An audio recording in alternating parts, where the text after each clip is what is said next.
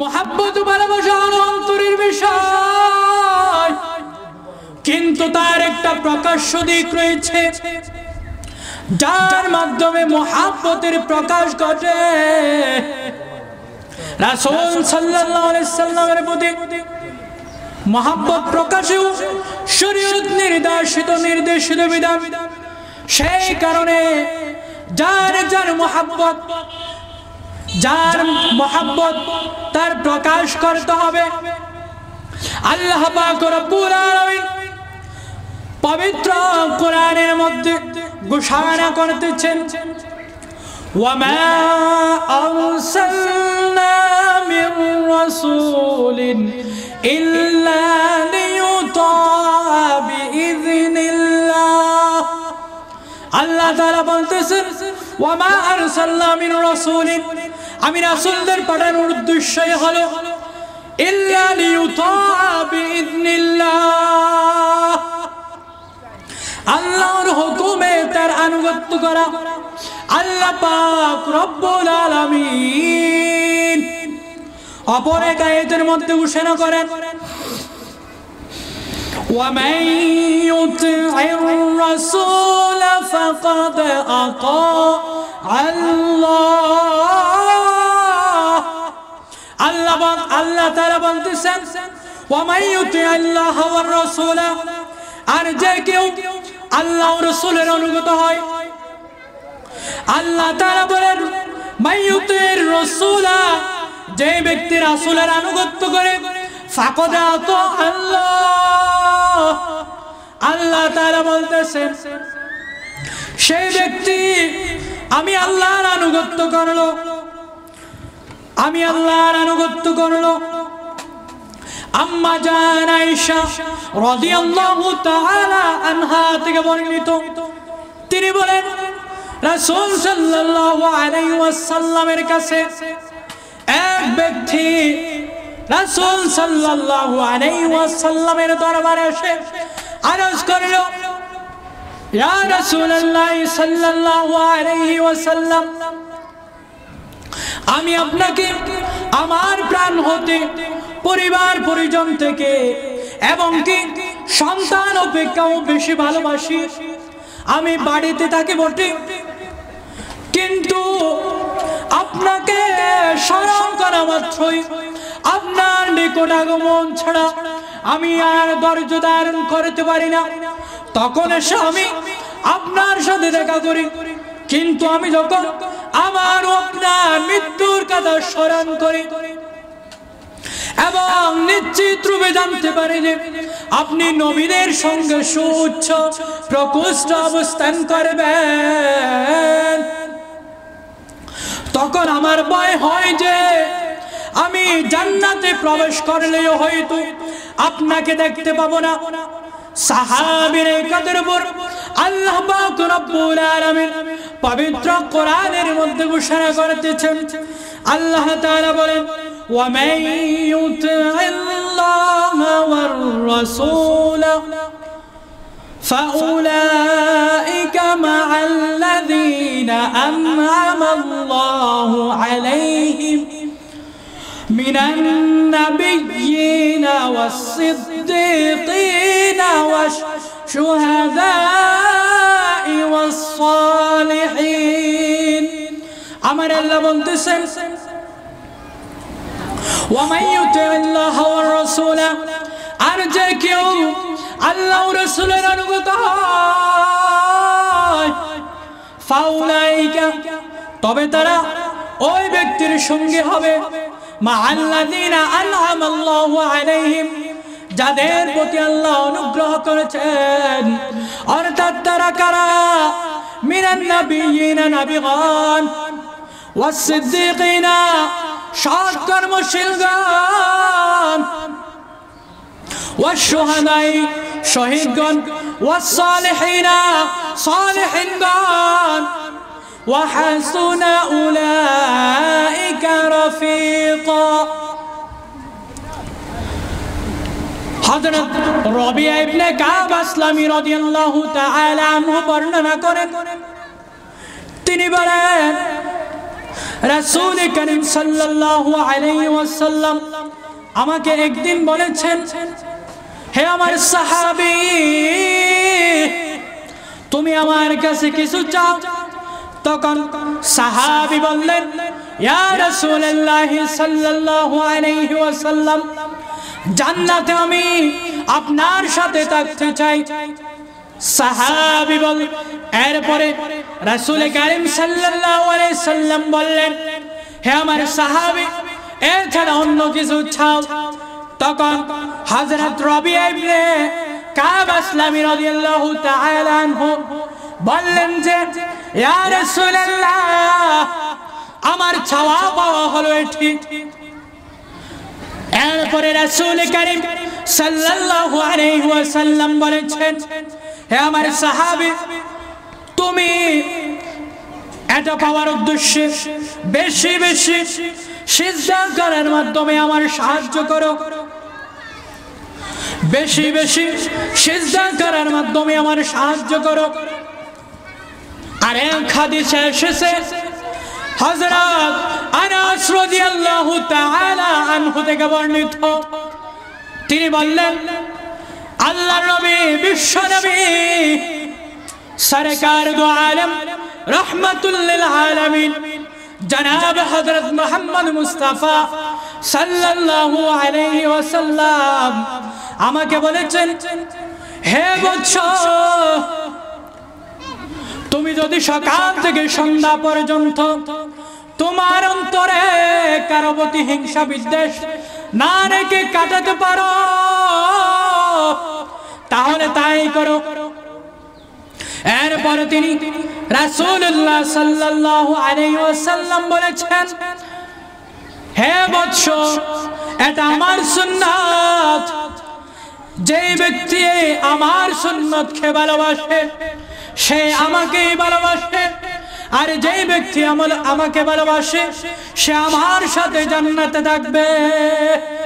জুড়ে বলেন সুবহানাল্লাহ।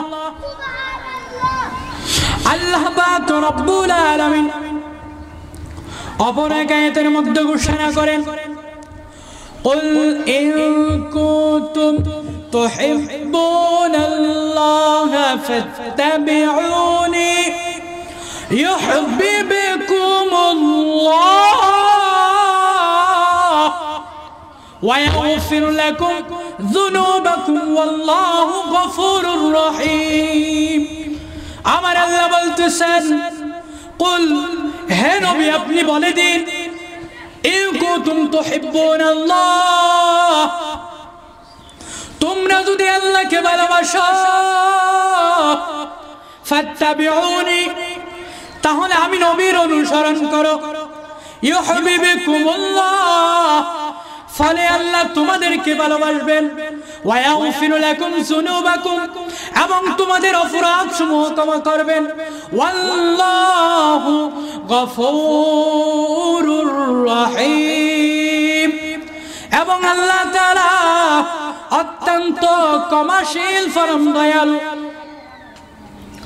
এরূপ বহু হাদিস এবং কোরআনের আয়াত থেকে প্রতীয়মান হয় যে রাসূল সাল্লাল্লাহু আলাইহি ওয়াসাল্লামের মুহাব্বত প্রকাশীয় শরীয়ত নির্ধারিত নির্দিষ্ট বিধান। রাসূল সাল্লাল্লাহু আলাইহি ওয়াসাল্লাম আমরা যেন শিরক বিদআত থেকে আমরা বেঁচে থাকি। হাদিস শরীফে রাসূল কারীম সাল্লাল্লাহু আলাইহি ওয়াসাল্লাম শিরকের বিরুদ্ধে বলতেছেন, রাসূল বলতেছেন, আমি আগে তোমাদের কবরে যেতে নিষেধ করতাম, এখন সেই নিষেধাজ্ঞা উঠিয়ে নিলাম, এখন তোমরা কবর জিয়ারতে যাবে। তাই বলে কবরে গিয়ে কবরবাসীর কাছে কিছু চাওয়া যাবে না, কারণ হলো সাঁতার না জানা ব্যক্তি সাগরে পড়লে যেমন অসহায় হয়ে যায়, তার চেয়েও অধিক অসহায় নিঃস্ব হয়ে যায় কবর শায়িত ব্যক্তি। সে আমাকে আপনাকে কি দিবে? বরং কিছু দেওয়ার থাকলে আপনি তাকে দিতে পারেন। কিছু দোয়া দরুদ পাঠ করে আল্লাহর কাছে তার নাজাতের জন্য ফরিয়াদ করে আসবেন, এগুলো তার উপকারে আসবে। সে আমাকে আপনাকে কিছুই দিতে পারবে না, আমাকে আপনাকে কিছুই দিতে পারেন। তিনি হলেন কে?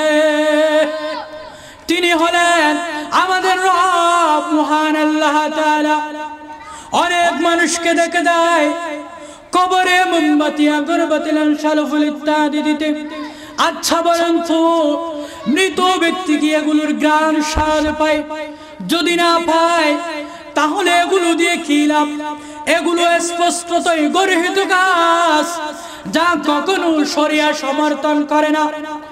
এরকম অদ্ভুত কর্ম দিয়ে মৃত ব্যক্তির কোনো কল্যাণ সাধন করা যায় না। অনেক মানুষকে দেখা যায়, অনেকেই কবরে মশারি নেই কেন? কবরে শুয়ে থাকা লোকটাকে যে মশাই কামড়ায়। খুঁজে দেখুন, যে ব্যক্তি পীর বাবার কবরস্থানে মশারি দেয়, তার নিজের বাবাকে মশাই খায়, কিন্তু কোনো কবর রাখে না। এরকম অদ্ভুত কর্ম দিয়ে মৃত ব্যক্তির কোনো কল্যাণ সাধন করা যায় না। সুতরাং আমাদেরকে মাজার কেন্দ্রিক শিরক বিদআত থেকে আমাদের সাবধানে থাকতে হবে, বেঁচে থাকতে হবে। আমার বন্ধুগণ, আল্লাহ পাক রব্বুল আলামিন অপরকে আয়াতের মধ্যে ঘোষণা করেন, লাকাদ কানা লাকুম ফি রাসূলিল্লাহি উসওয়াতুন হাসানাহ। আমার আল্লাহ বলেন, লাকাদ কানা লাকুম ফি রাসূলিল্লাহি, তোমাদের জন্য আল্লাহর রাসূলের মাঝে রয়েছে উসওয়াতুন হাসানাহ, উত্তম আদর্শ। আমার ভাইরা, রাসূল সাল্লাল্লাহু আলাইহি ওয়াসাল্লামের সিরাত অধ্যয়ন ঈমানের দাবি। মহান আল্লাহ তাআলা মানব জাতির হেদায়েতের জন্য যুগে যুগে নবী ও রাসূল পাঠিয়েছেন। তারা ছিলেন পৃথিবীতে আল্লাহ তাআলার প্রতিনিধি। তারা মানুষকে আহ্বান করতেন শান্তি ও মুক্তির পথে, কল্যাণের পথে, ডাকতেন আল্লাহর পথে, তার বিধান পালনের পথে।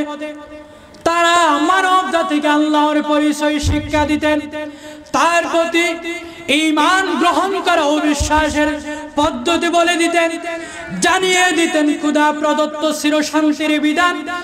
এ দ্বারাই সর্বপ্রথম নবী আদম আলাইহিস সালাতু ওয়াস সালাম আর সর্বশেষ সর্বশ্রেষ্ঠ নবী হলেন আমাদের প্রিয় নবী হযরত মুহাম্মদ সাল্লাল্লাহু আলাইহি ওয়াসাল্লাম।